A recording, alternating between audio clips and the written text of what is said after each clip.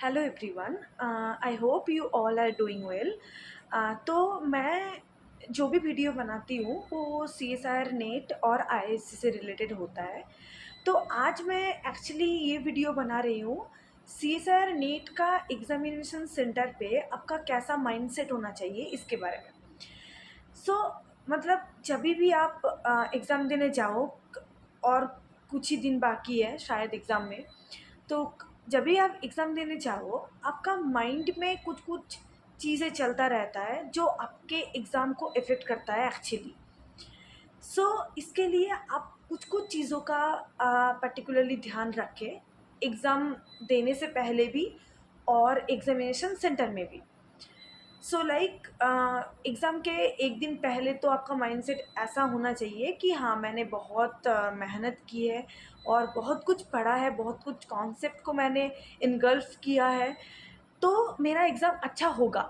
ये पहला चीज़ जो आपके माइंड में होना चाहिए। मैंने मेहनत की है, मुझे आता है, मैं एग्ज़ामिनेशन सेंटर में जाऊँगी और मैं सब कुछ करके आऊँगी। ऐसा एक माइंडसेट आपका एग्ज़ाम का पहले दिन में होना चाहिए, एग्ज़ाम के जस्ट पिछले दिन में, ताकि आपके माइंड में ऐसा ना हो, अरे मैंने तो कुछ नहीं पढ़ा, मैंने तो कुछ नहीं किया, अभी इतना चैप्टर बाकी रह गया था, इतना यूनिट नहीं पढ़ा। ये आप सोचना छोड़ दो।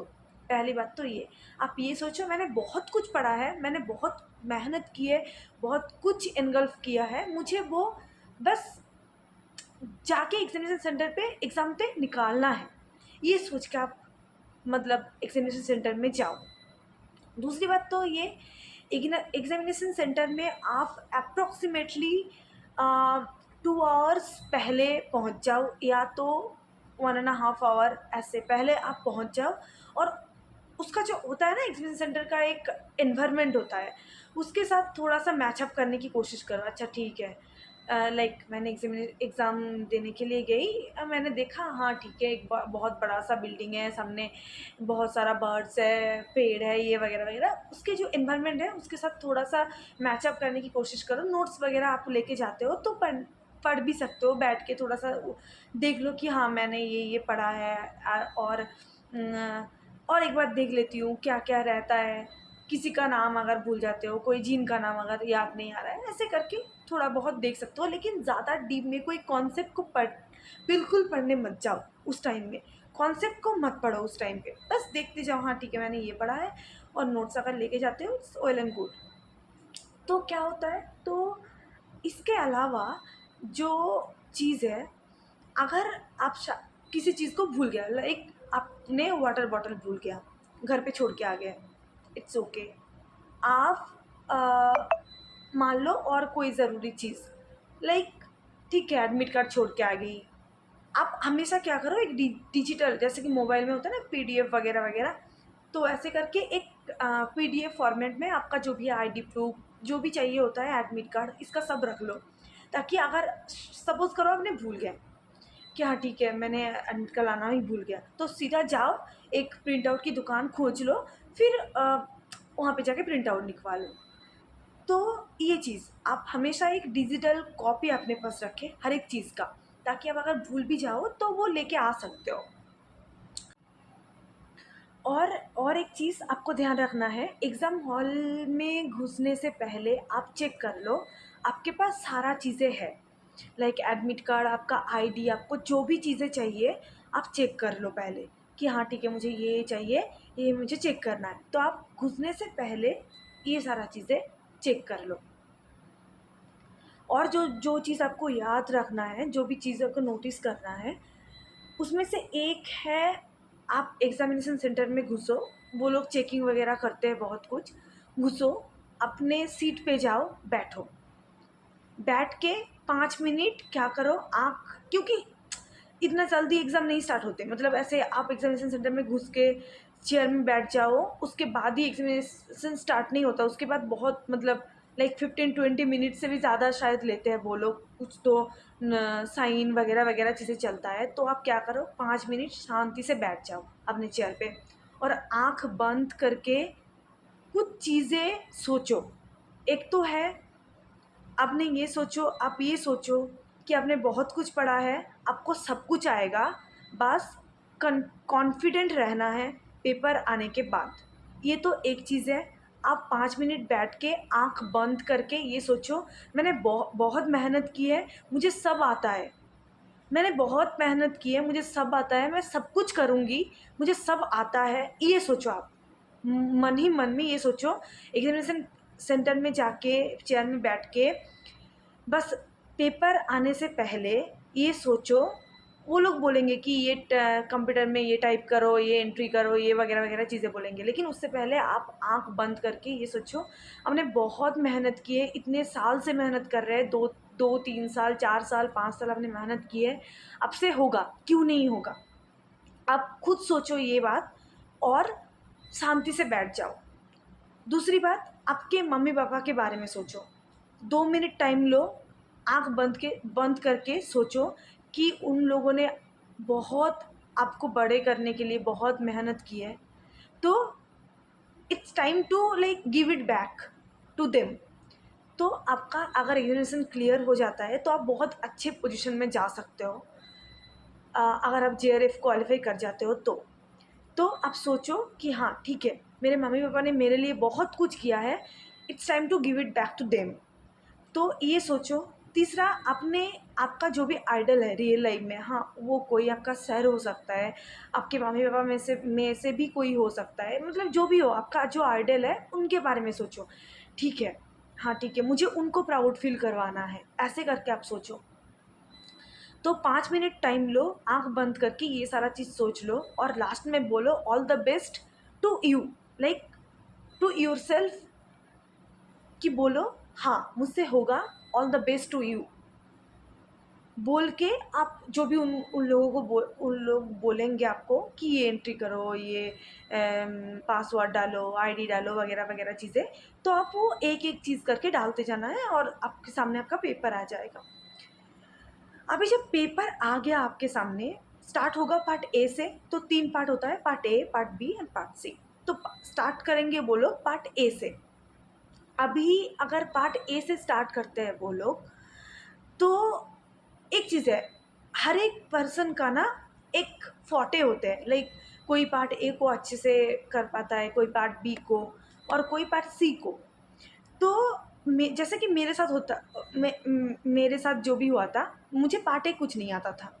ऑनेस्टली मुझे पार्ट ए मुझे कुछ नहीं आता था, तो मैंने स्टार्टिंग में ही पार्ट बी चूज़ कर लिया था। तो मुझे क्या लगा था, मुझसे पार्ट ए होगा नहीं, क्योंकि मैंने पढ़ के भी नहीं गई थी कुछ भी। मेरा जो भी बेस था वो सब्जेक्ट बेस्ड था, जो भी प्रिपरेशन था। तो मैंने पार्ट ए को छोड़ ही दिया। अभी जिन लोगों को पार्ट ए आता है, जो कॉन्फिडेंट फ़ील करते हैं कि हाँ, पार्ट ए मुझसे होगा, तो वो लोग क्या करें, पार्ट ए को चूज़ करें। लेकिन मेरे साथ जो हुआ था, मुझे पार्ट ए आता नहीं था, तो पार्ट बी में चली गई थी सीधा। अभी ऐसा नहीं है कि आपको पार्ट ए ही करना है पहले, पार्ट बी ही करना है पहले या पार्ट सी ही करना है पहले, ऐसा नहीं है। आपका जो भी फ़ॉर्टे है, आप जो भी पार्ट आपको पसंद है करना, वो चूज़ आपके ऊपर डिपेंड करता है, वो चूज़ आप खुद करोगे। तो ये एक इंडिविजुअलिटी है, लाइक मैं अगर पार्ट बी चूज़ करती हूँ, कोई एक इंसान पार्ट सी को भी चूज़ करता है, कोई इंसान पार्ट ए को भी चूज़ कर सकता है। तो it's kind of depends on like yourself. तो अगर आपको पसंद है, जो भी पार्ट पसंद है, उससे आप स्टार्ट करो। और एक चीज़, अगर आप पार्ट मान लो अगर आप पार्ट बी लेते हो, ऐसा नहीं है पार्ट बी का पहला क्वेश्चन आपका पहले आपको करना है, ऐसा नहीं है। आप पहले क्या करो ना, पहले एक पूरा जो पेपर है, आप पूरा मत देखना। अगर आप शायद सपोज़ आपका एक एक क्वेश्चन में आँख चला गया और ऐसे, अरे ये क्वेश्चन तो मुझसे नहीं होगा, ये तो मैं नहीं कर पाऊँगी, तो क्या क्या होगा ना, आप पूरा कॉन्फिडेंट वहीं पे लूज़ कर दोगे। तो आप क्या करो, तो आप सीधा एक पार्ट में जाओ और उसमें से क्वेश्चन देखते जाओ। 1 नंबर, 2 नंबर, 3 नंबर, बहुत बहुत ज़्यादा आपके पास ऑप्शंस होते हैं क्वेश्चन का, आप देखते जाओ, पैनिक मत करना। कभी भी एग्ज़ामिनेशन सेंटर में जाके ऐसे पहला क्वेश्चन देखा, अरे बाबा रे मुझसे तो नहीं होगा, ऐसे मत सोचना कभी भी। आप देखते जाओ, ठीक है, पैनिक नहीं होना है। मेरे साथ जो हुआ था, मुझे पार्ट बी का जो जब मैंने स्टार्ट किया था करना, पार्ट बी का मुझे पहला 10 क्वेश्चंस नहीं आता था। तो पैनिक नहीं करना है, ठीक है, 1, 2, 3, 4, 5 मैंने देखते गया, मुझसे नहीं होगा, ये भी मुझसे नहीं होगा, मुझे नहीं आता है ये, मैं ये पढ़ा हुआ पार्ट से नहीं है, ठीक है, इट्स फाइन। आप देखते जाओ क्वेश्चन वन बाय वन, आपको आएगा ही आएगा। डेफिनेटली अब तो कुछ पढ़ के गए हो ना, तो आपके उस पार्ट से भी कुछ क्वेश्चन आएगा। और एक चीज़ याद रखना कि ऐसा नहीं होता है कि आप सपोज़ करो डेवलपमेंटल बायोलॉजी आप नहीं पढ़ के गए हो, अब सीधा कुछ बेसिक्स बेसिक्स यूट्यूब वीडियोस वगैरह से आप पढ़ के गए हो और आपको डिटेल में नहीं आता है। आप अभी क्या कर रहे हो, पार्ट आप उसी टॉपिक को ढूंढ रहे हो डेवलपमेंटल बायोलॉजी, कि आप उससे ढूंढ लो और उसका क्वेश्चन को मुझे नोट डाउन, मतलब क्वेश्चन का नंबर नोट डाउन कर लूँ, मुझे वो देखना ही नहीं है। ऐसे कभी भी मत सोचना। अगर मान लो डेवलपमेंटल बायोलॉजी आप नहीं पढ़ के गए हो, लेकिन एक बहुत ईजी सा क्वेश्चन कि डोर्सल साइड कौन कौन सा फैक्टर कंट्रोल करता है, वेंट्रल साइड कौन सा वेक्टर कौन सा जीन कंट्रोल करता है, ये तो बहुत आसान आसान क्वेश्चन होता है। तो आप क्या करो, ठीक है मैं डेवलपमेंटल बायोलॉजी पढ़ के नहीं आई हूँ, मुझे उसका क्वेश्चन नहीं देखना है, ऐसा कभी भी मत करना। बहुत easy easy questions part B में डायरेक्ट क्वेश्चन डाल देते हैं जो बहुत इजी होता है। तो आप क्या करो, एक तरफ से आप देखते जाओ, आपको करना नहीं है कुछ, अभी भी देखते जाओ, 10 मिनट लो पार्ट या 20 मिनट्स लो और देखते जाओ पार्ट बी पूरा 50 क्वेश्चंस जो भी है आप देख लिया, ठीक है। और आप क्या करो, एक वो लोग व्हाइट शीट देते हैं ना, व्हाइट शीट में आप क्या करो, जो भी क्वेश्चन आपको आता है उसका क्वेश्चन मार्क कर लो। ठीक है, मुझे 10th क्वेश्चन आता है, ठीक है 10th मार्क कर लो, 11th आता है, 12th नहीं आता है, 13th आता है, जो भी आता है आप नोट डाउन कर लो। पूरा 50 क्वेश्चन देख लिया आपने। फिर क्या करो आप, फिर जो पहले आपने नोट डाउन किया था, मान लो आप 10th क्वेश्चन का पहले नोट डाउन, 10th क्वेश्चन मैंने मुझे आता है, अब आप 10th में जाओ, जाके आप पढ़ के क्वेश्चन करो, फिर आप सेकेंड उस शीट को बगल में रख के वन बाय देखते जाओ। अभी क्या करो, आप 10 को एक क्वेश्चन आप पार्ट बी के किए, फिर आपको बहुत बोर लगने लगा, अरे ये बहुत डायरेक्ट क्वेश्चन है, कुछ सोचने का नहीं है, एनालिटिकल नहीं है, मुझे नहीं करना है, ठीक है इट्स ओके फाइन। आप क्या करो, सीधा पार्ट सी में जाओ, ठीक है पार्ट सी में भी सेम टाइप के से थोड़ा सा देखो, 10 क्वेश्चन आपने देख लिया कि हाँ मुझे ये आता है, मुझे ये नहीं आता है, मुझे ये आता है नहीं आता है, थोड़ा सा मार्क कर लो पेपर में कि हाँ ये आता है ये आता है ये आता है। फिर आपको पार्ट सी कुछ किया, फिर आपको बोर लगने लगा कि अरे ये तो बहुत एनालिटिकल है, मुझे टाइम लग रहा है, पार्ट बी में थोड़ा सा जाते हैं देखते हैं। तो ऐसे ऐसे आप ना सफल करो पार्ट बी और सी में, ऐसे नहीं है होता है कि आप पार्ट बी में ही घुस जाओ या पार्ट सी में ही घुस जाओ, तो क्या होगा ना, दूसरा जो पार्ट होगा उस पर आप टाइम नहीं दे पाओगे। जो मेरे साथ पहला CSR में हुआ था, जब मेरा पहला अटेम्प्ट था, उस अटेम्प्ट में मैंने क्या किया, पार्ट बी में सॉरी पार्ट सी में मैंने इतना टाइम दिया, एनालिटिकल था, एक एक क्वेश्चन 5 मिनट्स तक ले रहा था, कुछ कुछ क्वेश्चन तो मेरा बहुत टाइम लिया। तो क्या हुआ, पार्ट बी बिल्कुल छूट गया मुझसे, मेरा 10-12 क्वेश्चन अच्छे से पढ़ा नहीं गया पार्ट बी का, जो मैंने बहुत बड़ा गलती की थी। तो उसके बाद जो सेकेंड अटेम्प्ट था, जो मेरा फाइनल अटेम्प्ट था, तो उसमें मैंने क्या ऐसे सफल करके करके किया। ये अपने ऊपर डिपेंड करता है कि कौन कौन लोग कैसे प्रिपेयर करते हैं क्वेश्चन अटेंड करना। ये कुछ चीज़ें हैं जो एग्जामिनेशन सेंटर में आपको ध्यान देना चाहिए। और जो सबसे इम्पोर्टेंट बात है, रॉन्ग क्वेश्चंस अटेंड कभी भी मत करना। ये सबसे, ये क्या होता है ना, हम लोगों को वो हम लोग ग्रीडी हो जाते हैं एग्जामिनेशन सेंटर में, अरे ये 4 मार्क्स का क्वेश्चन है, एक हो जाए, अगर सही हो गया तो मेरा हो जाएगा CSIR, एक बाकी सारे मैं श्योर हूँ, ये क्वेश्चन में थोड़ा सा ये हो रहा है, लाइक 2 होगा या 4 होगा, ऐसा कुछ आ रहा है डाउट, तो मैं ये कर देती हूँ, अगर हो जाता है तो 4 मार्क्स सीधा मेरा JRF।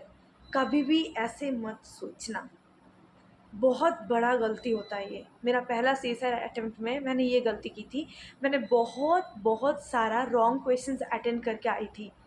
तो जो हम 4 मार्क्स समझ के करके आते हैं, अगर गलत होता है वो 4 मार्क्स तो आपके गए ही गए, वो तो काउंट ही नहीं होगा, आपके पीछे से 1 मार्क्स और काट लेगा। तो आप कभी भी रॉन्ग क्वेश्चंस अटेम्प्ट मत करो, कभी भी मत करना। आपका थोड़ा सा भी डाउट हो, छोड़ दो, मुझे नहीं करना है, मुझे दूसरा क्वेश्चन अटेंड करना है, दूसरे में जाओ, दूसरा देखो और कोई आपको आता है, मतलब आ रहा है या नहीं। और और कुछ चीज़ें हैं जो आपको ध्यान रखना चाहिए।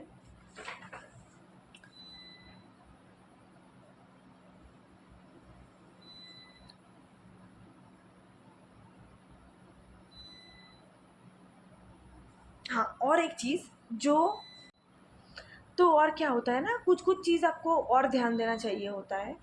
जैसे कि अब मान लो एग्जामिनेशन सेंटर में गए हो, एग्ज़ाम दे रहे हो, कुछ मिसअप हुआ, लाइक आपका कंप्यूटर बंद हो गया, और कुछ हुआ, मान लो कोई आपको पीछे से बुला रहा है और ऐसे कुछ तो कोई तो आवाज़ कर रहा है, कुछ भी आपको डिस्टर्बिंग लगे कुछ चीज़, आप सीधा सीधा इन्विजिलेटर को बुलाओ और उनको बोलो कि मैम और सर मुझे ये प्रॉब्लम हो रहा है और ये चीज़ लाइक मेरा कंप्यूटर बंद हो गया और पीछे से कुछ आवाज़ आ रहा है जो मुझे इरिटेटिंग लग रहा है। ऐसे करके आप आपको जो भी प्रॉब्लम हो ना, आप सीधा बोलो उनको कि मुझे ये प्रॉब्लम हो रहा है, ऐसे करके आप बोलो। और और एक चीज़ क्या होता है ना, हम एग्ज़ाम सेंटर में जाते हैं तो बहुत एनालिटिकल टाइप का होता है, तो इसलिए हम एक बार में ज़्यादा क्वेश्चंस नहीं कर पाते, 4-5 क्वेश्चन करते फिर 2 मिनट बैठ जाते हैं चुपचाप। तो क्या मतलब हम लोगों का ऐसा होता है ना कि हाँ ठीक है, ये वाला वो वाला लड़की या लड़का क्या कर रहा है, उसको सब कुछ आ रहा है क्या, इसको सब कुछ आ रहा है क्या, अरे ये क्वेश्चन तो बहुत हार्ड है, सब लोगों को आ रहा है क्या। बिल्कुल मत सोचना, कभी भी ये सारा कुछ बातें दिमाग में मत लाना। आप जो कर रहे हो, आपको 2 मिनट बैठना है, आप चुपचाप बैठ जाओ खुद के साथ। आप कभी भी ये नोटिस मत करना कि दूसरे क्या कर रहा है, अरे वो तो इतना जल्दी जल्दी पिक कर रहा है, इसका शायद हो जाएगा, अरे ये तो चुपचाप बैठा है, इसका होगा या नहीं होगा। मतलब ये सारा चीज़ें अब मत मतलब सोचो, उस टाइम पे सोचो कि ठीक है मुझे 2 मिनट का गैप चाहिए, बैठ जाओ 2 मिनट सोचो, ठीक है हो गया। तो ये सारा जो भी चीज़ें हैं, तो अब ये सारा चीज़ें ना थोड़ा सा ध्यान में रखो एग्जामिनेशन सेंटर में जाके। तो और भी कुछ आपको कुछ किसी कोई भी टॉपिक के बारे में आपको चाहिए होगा वीडियो, तो ज़रूर कमेंट में लिखना, मैं हेल्प आउट करने की कोशिश करूँगी। Thank you so much, all the best to all of you for the CSIR exam. Thank you.